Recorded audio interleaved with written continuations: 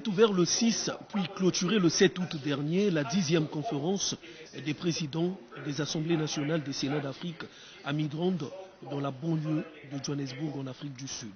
Thème: trouver des solutions durables aux migrations forcées pour accélérer l'intégration et le développement de l'Afrique, le rôle des parlements nationaux et régionaux. Le président du Sénat congolais, Pierre Ngolo, a pris part à cette rencontre des responsables des parlements. Ils étaient nombreux au siège du Parlement panafricain, venus de tout le continent pour débattre sur une question pertinente qui a retenu il y a peu l'attention des chefs d'État de l'Union africaine. Sur 68 millions de migrants forcés dans le monde, l'Afrique compte le tiers de ce chiffre. Les hommes et femmes ont été contraints de fuir loin de leur domicile en raison des conflits armés, des persécutions, des tensions communautaires, des catastrophes naturelles et autres. L'ampleur de la crise des déplacés est aggravée par les risques de traite, de trafic d'êtres humains, de violation des droits de l'homme, de xénophobie dans les camps de déplacés. En juillet 2018, à Nouakchott, en Mauritanie, les chefs d'État et de gouvernement de l'Union africaine avaient adopté le thème de 2019, année des réfugiés, des rapatriés et des personnes déplacées vers des solutions durables aux déplacements forcés en Afrique. Les responsables des parlements nationaux ont pendant 2 jours examiné la mise en œuvre au niveau national de cette orientation de l'Union africaine.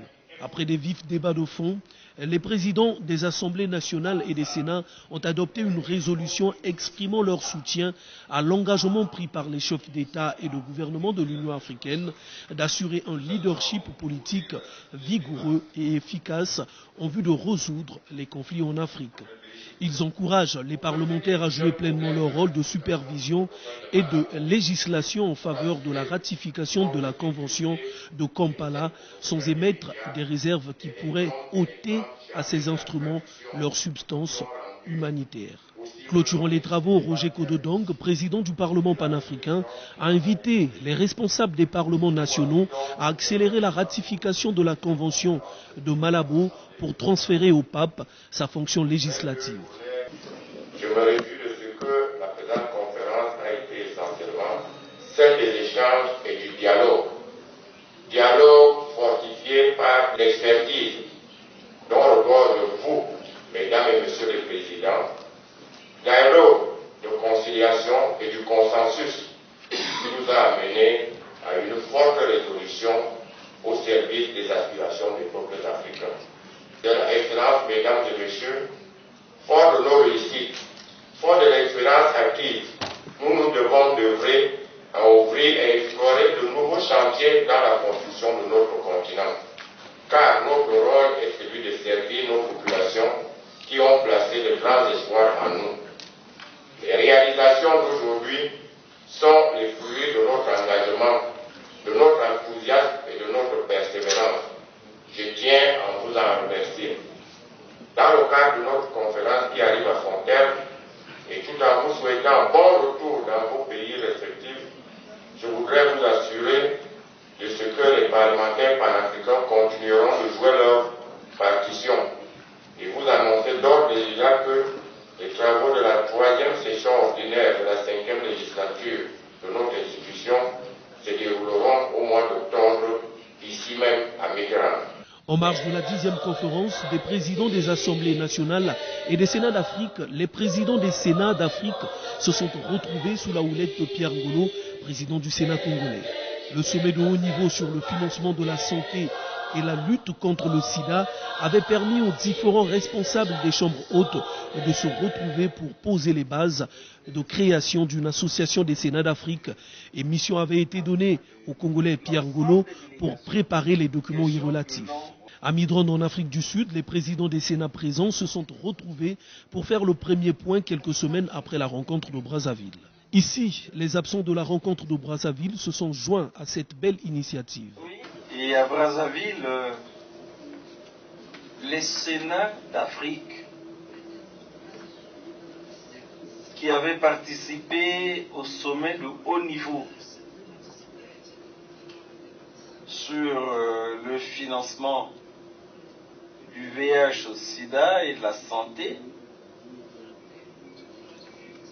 les 11 et 12 juillet, s'étaient réunis toutes les délégations des Sénats d'Afrique s'étaient réunies et avaient engagé le débat sur la nécessité ou non de créer une association des Sénats d'Afrique. Au terme du débat, le consensus était obtenu sur l'engagement des Sénats d'Afrique à s'organiser au sein d'une association des Sénats d'Afrique. L'intérêt de cette association, c'est faire d'abord que les Sénats soient organisés dans un cadre qui leur permet d'échanger et d'arrêter une opinion sur les questions d'ordre international, d'arrêter aussi une stratégie sur l'action à mener au niveau des Sénats, de renforcer la solidarité entre Sénats d'Afrique et de voir comment créer une dynamique qui permette de consolider les Sénats, d'abord au niveau des nations, ensuite au niveau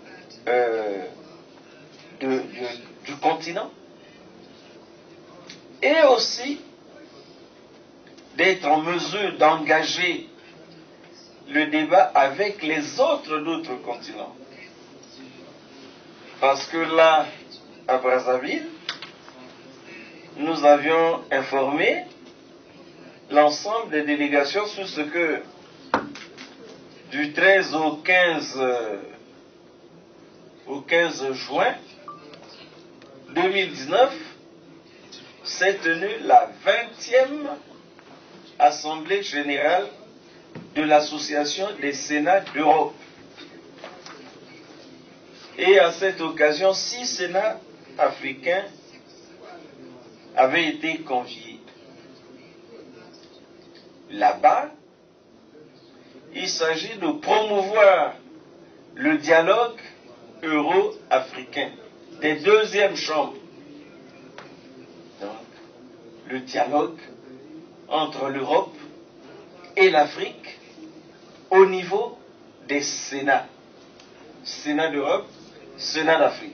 Et nous avions convenu qu'il y a dans ces conditions-là nécessité absolue de nous organiser et de créer un espace appelé Association des Sénats d'Afrique. Nous avions arrêté à Brazzaville que le président du Sénat du Congo, qui devait coordonner le projet, devait mettre à la disposition d'autres Sénats d'Afrique les documents qui doivent régir l'association des Sénats d'Afrique. En espérant que ici, en Afrique du Sud, à l'occasion de cette réunion qui venait de s'ouvrir, nous devions nous retrouver dans l'ensemble des Sénats, devaient se retrouver pour examiner les documents, les adopter. Les participants à la réunion de Midrand ont décidé de se retrouver dans les tout prochains jours dans un pays qui sera choisi de commun accord pour adopter les outils nécessaires à leur association, puis décider du siège de l'association des Sénats d'Afrique.